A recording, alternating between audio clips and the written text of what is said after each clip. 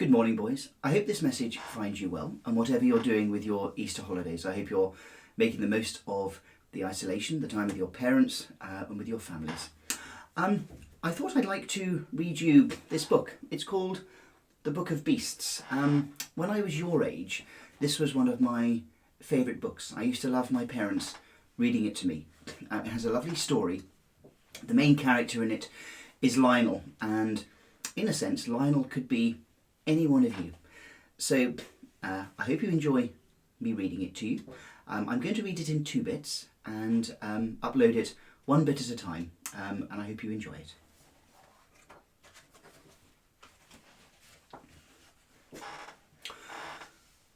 Lionel happened to be building a palace when the news came in. There was a knock at the door and voices talking downstairs, and then, quite suddenly, Nurse came in and said, "Master Lionel, dear, they've come to fetch you to go and be king." In the drawing room there were 2 very grave-looking gentlemen in red robes with fur and gold coronets with velvet sticking up out of the middle, like cream in jam tarts. They bowed low to Lionel and said, "Sire, your great-great-great-great-great-grandfather has died. And now you have got to come and be king." And they led the way to a coach with 8 white horses, which was drawn up in front of the house where Lionel lived. It was number 7 on the left-hand side of the street as you go up. So off went Lionel to be made a king. He never expected to be a king any more than you have. All the bells of the churches were ringing like mad, and people were shouting, "Long live Lionel! Long live our little king!" "I thought we were a republic," said Lionel. "I'm sure there hasn't been a king for some time." The grave gentlemen, who were the Chancellor and the Prime Minister, explained, "Since your great-great-great-great-grandfather's death, your loyal people have been saving up to buy you a crown. So much a week, you know, according to people's means.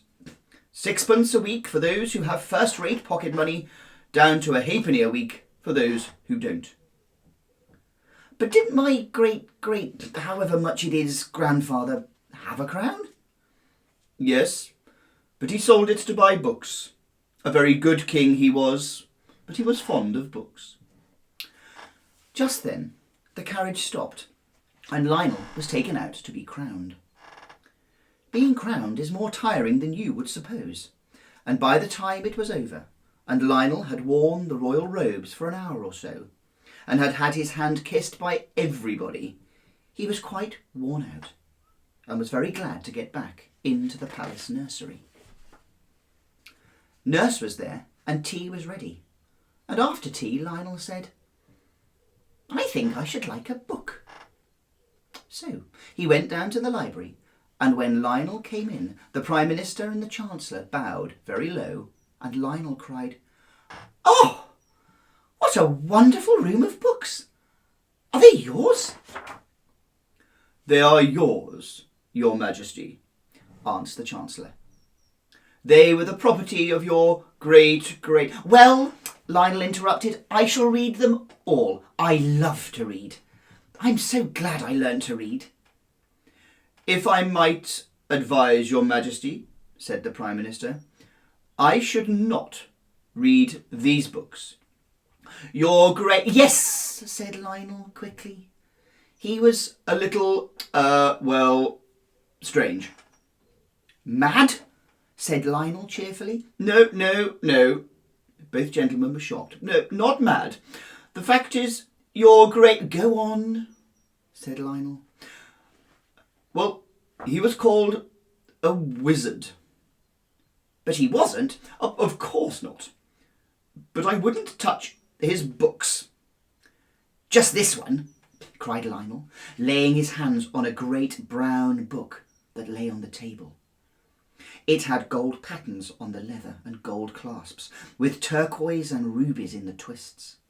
"I must look at this one." For on the back, in big letters, he read, "The Book of Beasts." The Chancellor said, "Don't be a silly little king." But Lionel had got the gold clasps undone, and he opened the first page, and there was a butterfly, all red and brown and yellow and blue, so beautifully painted that it looked as if it were alive. "There," said Lionel, "isn't that lovely?" But as he spoke, the butterfly fluttered its wings on the old yellow page and flew up and out of the window. "Well," said the Prime Minister, "that's magic, that is." But the king had turned the next page, and there was a shining bluebird. Under him was written, "Bluebird of Paradise." The bluebird fluttered his wings on the old yellow page and spread them and flew out of the book. Then the Prime Minister snatched the book away from the king and shut it, and put it on a very high shelf. And the Chancellor said, "You're a naughty, disobedient little king." And he was very angry indeed. "I don't see that I've done any harm," said Lionel. "No harm," said the Chancellor. "Ah, but how do you know what might have been on the next page? A snake, or a centipede, or a revolutionist, or something like that?" "Well, I'm sorry," said Lionel. "Come, let's kiss and be friends." So he kissed the Prime Minister, and they settled down for a quiet game of noughts and crosses, while the Chancellor went up to read his accounts. But when Lionel was in bed, he could not sleep for thinking of the book. And when the moon was shining with all her might, he crept down to the library and climbed up and got the Book of Beasts. He opened it, and he saw the empty pages where the butterfly and the blue bird of paradise had been.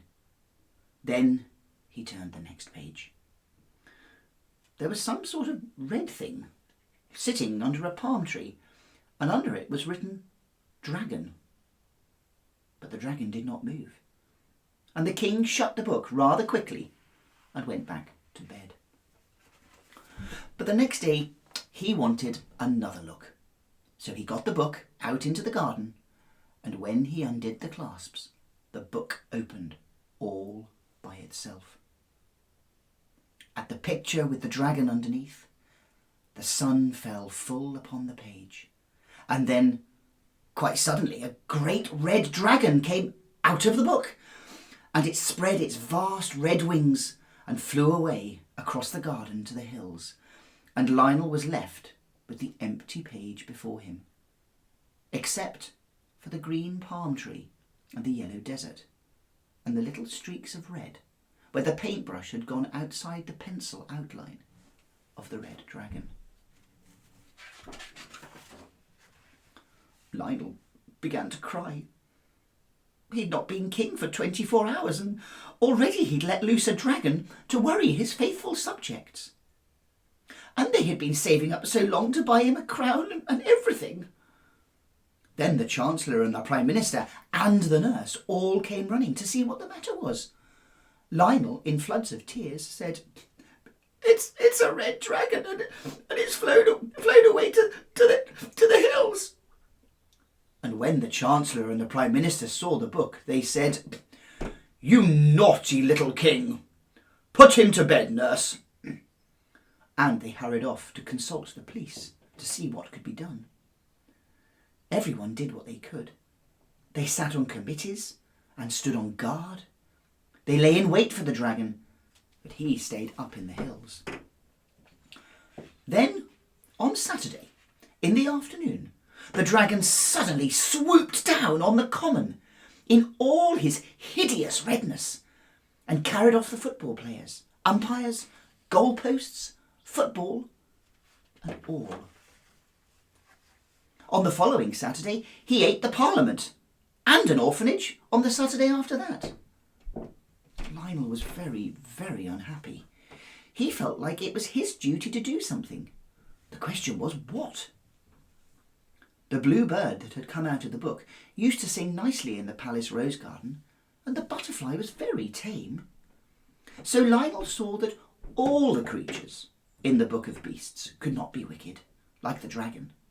and he thought, suppose I could get another beast out who would fight the dragon.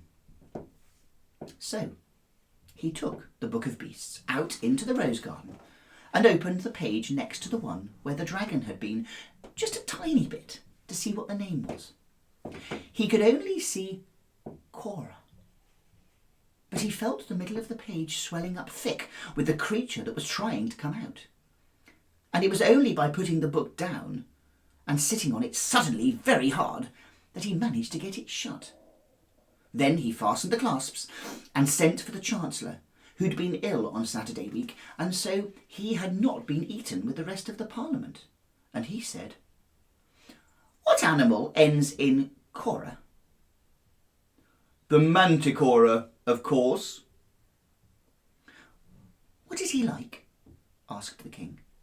"He is the sworn foe of dragons," said the Chancellor. "He drinks their blood. He is yellow, with the body of a lion and the face of a man. I wish we had a Manticora here now, but the last one died years ago. Worse luck." Then the king ran and opened the book at the page that had Cora on it. And there was the Manticora, just as the Chancellor had described. And in a few minutes the Manticora came sleepily out of the book, rubbing his eyes and mewing piteously. And when Lionel said, "Go and fight the dragon," the Manticora put his tail between his legs and ran away.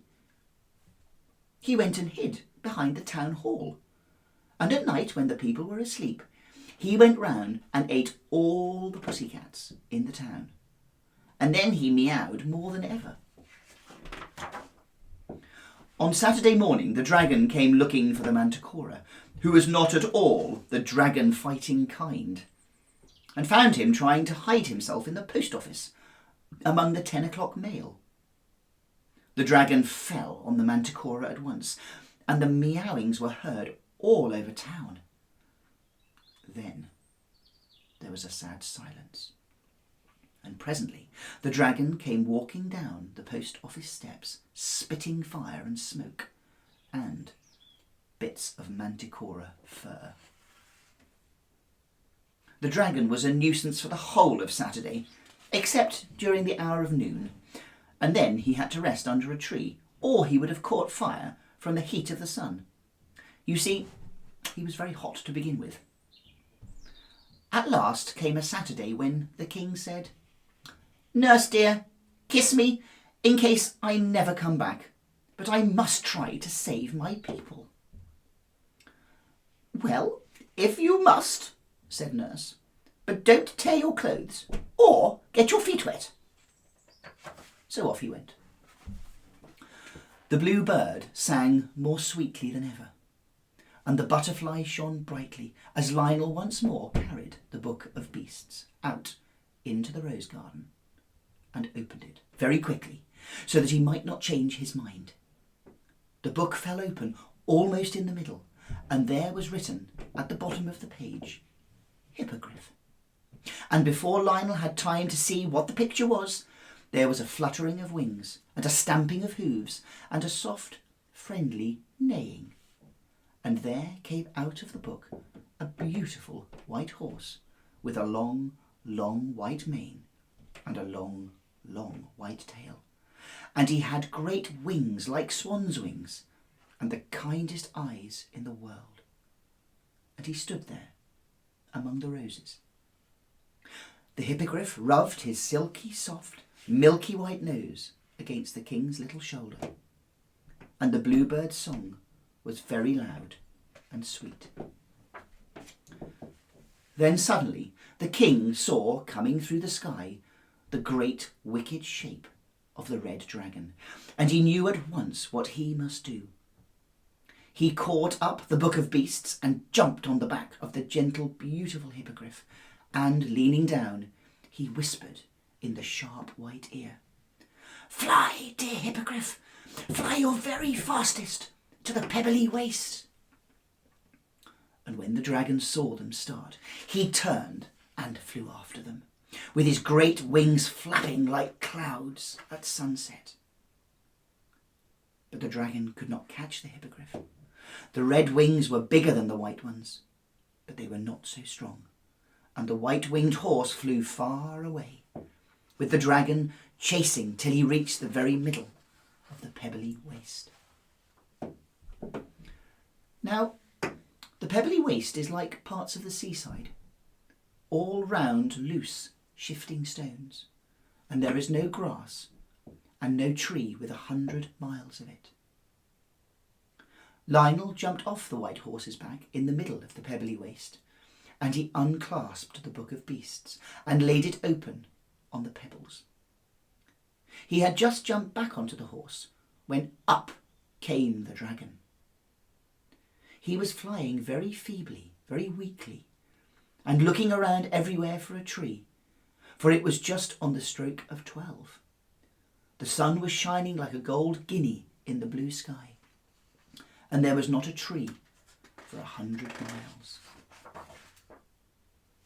The white-winged horse flew round and round the dragon as it writhed on the pebbles. It was getting very hot. Indeed, parts of him had begun to smoke. He knew he must certainly catch fire unless he could get under a tree. He made a snatch with his red claws at the king and the hippogriff, but he was too feeble to reach them, and besides, he did not dare overexert himself for fear that he would get even hotter. It was then he saw the Book of Beasts, lying on the pebbles, open at the page with "Dragon" written at the bottom. He looked and looked again, and then, with one last squirm of rage, the dragon wriggled himself back into the picture and sat down under the palm tree, and the page was a little singed as he went in. As soon as Lionel saw the dragon had been forced to go and sit under his own palm tree because it was the only tree there, he jumped off his horse, shut the book with a bang, and cried, "Hurrah!" And he clasped the book very tight with the turquoise and ruby clasps. "Oh, my dear hippogriff," he cried, "you are the most beautiful, most bravest—" "Shh," whispered the hippogriff modestly. "Don't you see? We are not alone." And indeed, there was quite a crowd around them on the pebbly waste. The Prime Minister and the Parliament and the football players, the orphanage and the Manticora. Indeed, everyone who had been eaten by the dragon. You see, it was a tight fit, even for a dragon, inside the book. So, of course, he had to leave them outside. They all got home somehow, and all lived happily ever after. When the king asked the Manticora where he would like to live, he begged to be allowed to go back inside the book. "I do not care for public life," he said. Of course, he knew his way back onto his own page, so there was no danger of letting out the dragon. And of course, he left the pussycats outside, because there was no room for them in the book. And for the beautiful white-winged hippogriff, he accepted the position of the king's own hippogriff. And the bluebird and butterfly sing and flutter among the lilies and roses of the palace garden to this very day. Happy Easter, boys.